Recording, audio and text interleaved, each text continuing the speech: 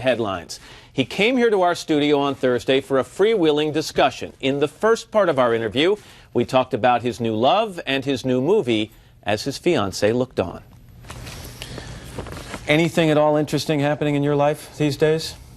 Yeah, you know, same old, same old. Same old you know what? Same old you know what. How are you handling this? I mean, every magazine, every newspaper, every entertainment show. What's it like for you to be living through this right now? I have to tell you, it's just a great time in my life. I'm really happy. I'm engaged. I'm going to be married, and I can't restrain myself. You know, it's like you have two little cords on your cheeks, and your teeth just keep showing, which is great. Congratulations. I was thinking about it. On the one hand, it's got to be a little hard to see yourself everywhere, splashed across the pages. Another aspect of this, though, is how many actors, 20-something years into a career, can generate this kind of interest still?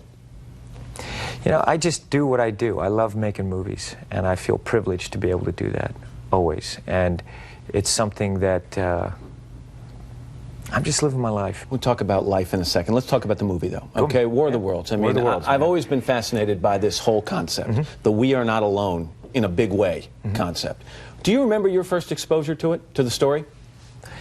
I remember I was a kid, and I heard about the Orson Welles radio play. It was my first exposure to this story. This is not just an alien movie. The story breaks down on a lot of different levels, and in one of the levels, your character is a father.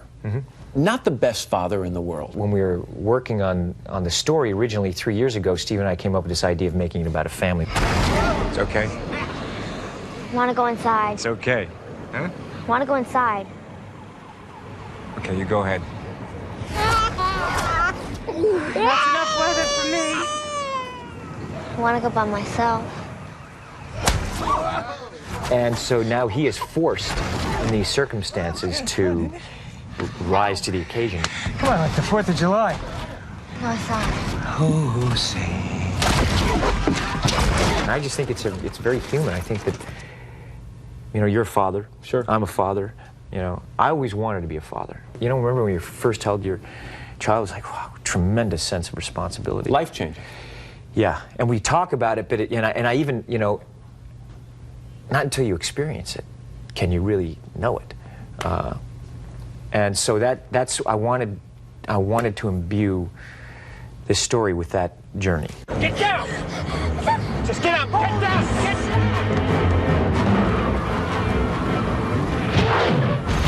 Is this a scary movie in the traditional sense of Hollywood scary?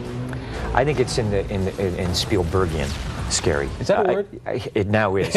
I think, you know, Steven's movies are films that I tease him because I say, you know, I know your movies better than you, you know, because I know I've studied his edits so many times, I've studied his movies.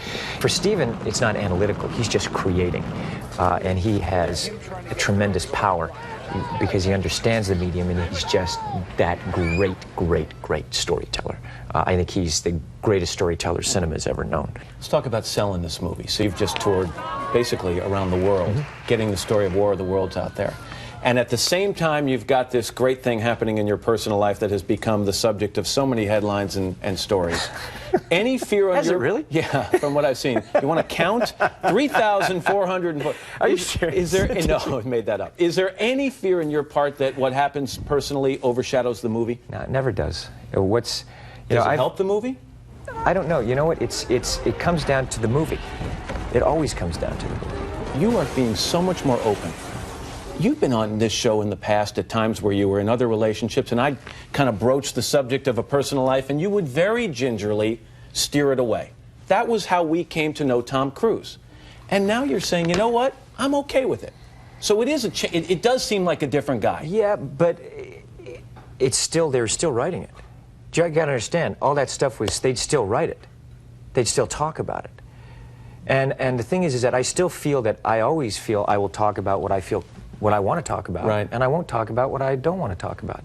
And it just doesn't matter. It comes down to the movie, you know? And I also feel, look, Matt, I'm living my life. And I feel, man, I feel fortunate, you know? I feel really fortunate. And I'm excited. But you just said something that made me think about something, and if you get out there and talk about it, it kind of takes away a lot of their power to make stuff up, doesn't it? Because you're telling the real story.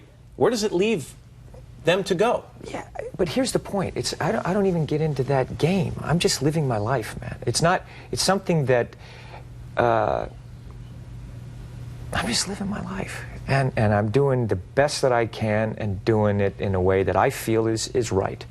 And I think that I like hearing good news, you know? I like hearing, you know, if something good happens to you, it's nice. I like sitting here talking to you. I mean, before when I like hearing good news from people, and it's something that I'm happy. So if you like hearing it, you must want to share it too. Yeah, and you know what? And I think I don't have any problem. So when you hear the cynics, Mr. Cruise, and you've heard them, who say this is publicity for a movie, this relationship, or this is Tom Cruise in his 40s trying to become or stay relevant for a younger audience, and that's why he's out there talking about this relationship with this lovely young lady who happens to be sitting right over there. How do you respond to that? You know what? There's always cynics.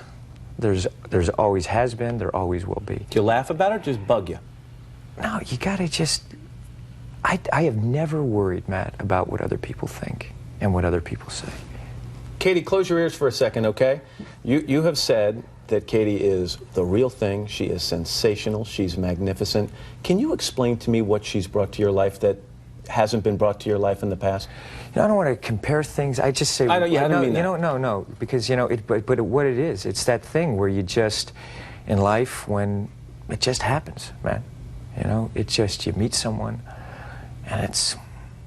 I can't even describe it. Katie has mentioned that she is embracing, or at least exposing herself and opening herself up to Scientology. At this stage in your life, could you be with someone who doesn't have an interest? You know, Scientology is something that you don't understand. It's like you could be a Christian and be a Scientologist, okay? Scientology is something... So it doesn't replace religion. And it is a religion because it's dealing with the spirit, you know, you as a spiritual being. And it's something that there's tools that you have that you apply to your life. Coming up, the mood changes a bit. You're going to see a fiery Tom